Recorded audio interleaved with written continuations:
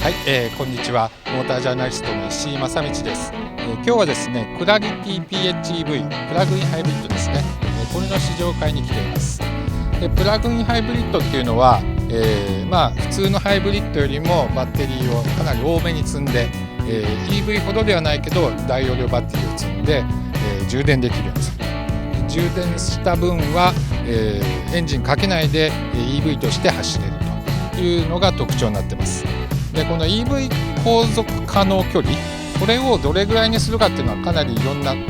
議論があって、プリウスが PHEV を、最初に出した頃、あの頃はね20キロ台だったんですね。 EV で走る距離がいろいろユーザーの声を聞いてみると、あんまり充電しなくなっちゃうということが起きてました。でこのクラリティ PHEV の場合はおそらくこれ今あるプラグインハイブリッドで、一番バッテリー大きくて、航続距離も長いです。日本の JC08 モードだと110キロ以上ですね。多分実質でも90とか走るんじゃないかな、悪くても70ぐらいかなという感じですね。そこは非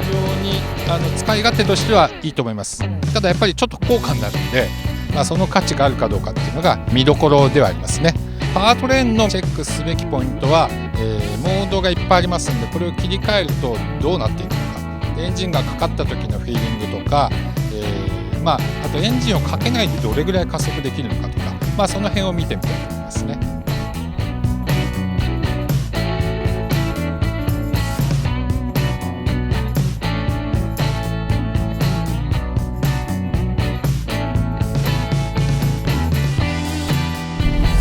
今状態としてはほぼ満充電で、EV 航続可能距離、79キロと出てます。なので、今街中走ってるんですが、ほぼ EV 状態 EV ドライブモードで、行くことになります。走行のオペレーションとしてはこのイーコンオフ、これつまりこれがノーマルですね。これをイーコンにする、あるいは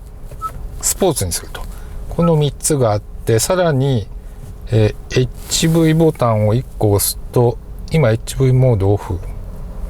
HV モードオンで、今いろいろ切り替えてて、上のメーターの上のところがブルーのゾーンが、変わったりしてますね。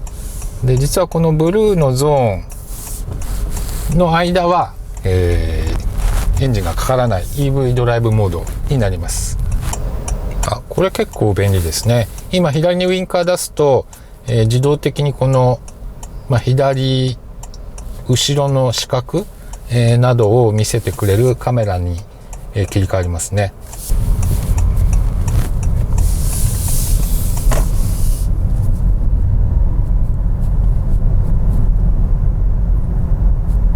今街中としてはそこそこ速い加速しましたけど、それで3ぐらいですね、パワーメーター。イーコンでも十分トルクありますし、やはりこのスムーズで、トルクがある走り方、電気モーター特有の良さがありますね。本当に静かなんで、結構他の音が実は気になるようになってきます。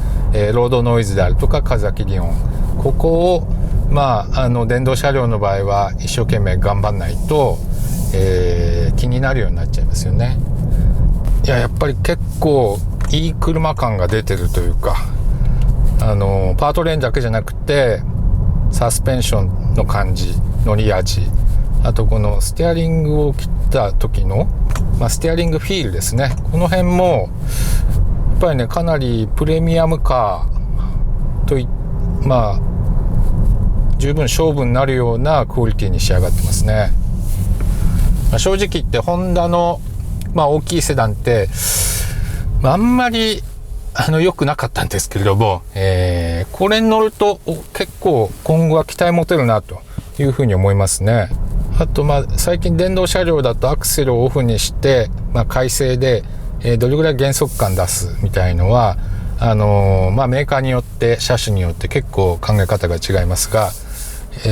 クラリティの場合は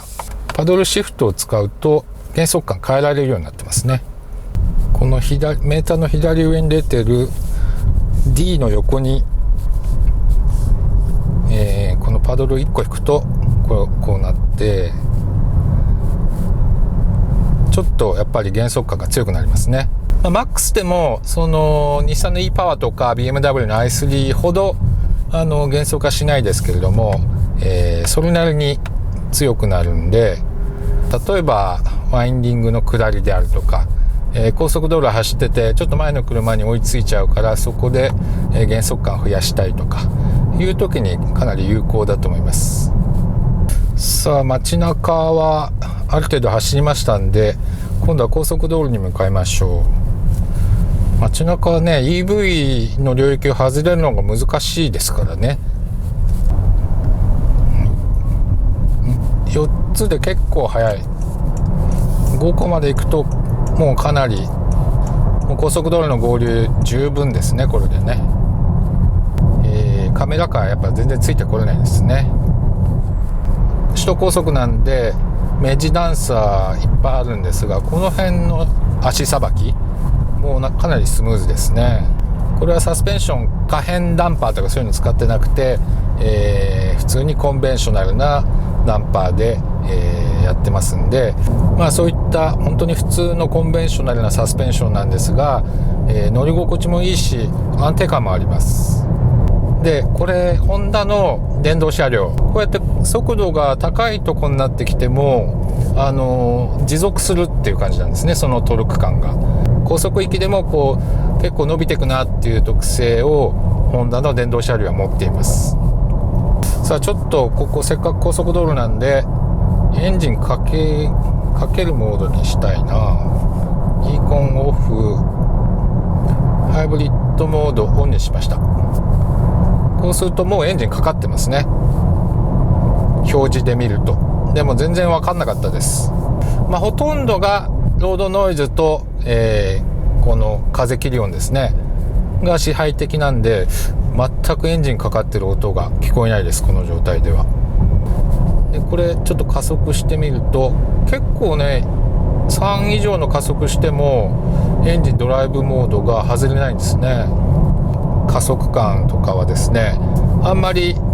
EV モードで走ってる時と変わんないんですね。あんまりというかほぼ変わんないです。そしてスポーツモードにするとさらに手前でエンジンかかるはずです。もうかかってるし、今のが一番マックスパワー一瞬でしたけど出しましたが、どんどん速度上がっちゃうんで公道では試せないですね。そして HV モードをオンにすると、これは、充電量が低くなって、もう状態と大体同じぐらいです。 HV モードにしておくと、高速だとちょっと追い越しかける時の加速なんかでエンジンかかりますね。でもこれぐらいの巡航速度だったらほぼエンジンかかんないですね。これでもこうやってメーターのこのなんていうかパワーエネルギーの表示、エネルギーマネジメントの表示、これにしてると、エンジンがかかったり、モーターの出力だったり改正したりっていろんなことが起きているのが分かるんですけれども、運転しているフィーリングとしてはほとんど分かんないですね。コーナーも本当いいですね。あまりロールを感じないんですね。やはりかなり重たいものを下に集中させてるんで、電動車の多くがそうですけれども、車として車両重量は重いんですけれども重心が低いんで結構コーナーが得意というのは、このクラリティ PHEV でも現れてますね。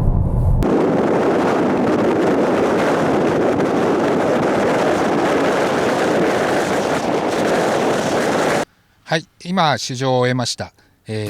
一番ね印象に残っているのは環境対応車という以前にいい車だなというところですね。おそらくホンダの中で一番いい車だと思います。プレミアムカー的、高級車的ないい車、乗り心地がいいですし、快適なだけじゃなくて操縦安定性もあるで、エンジンじゃなくてパワートレインですね。ここのドライバビリティも電動モーター、電気モーター車だからこそ非常にいいというところで、結構構な高級車でもこれにはかなわないかもしれないですね。で、600万円近い車、を買う価値があるかどうかですけれども、モーターの走りがですねとにかくいいんですね。ドーンってきてなんかヒューってなるでずっと伸びやかにいく感じが、かなり気持ちいいですね。こういったところに価値を感じる人であれば、そんなに600万円近い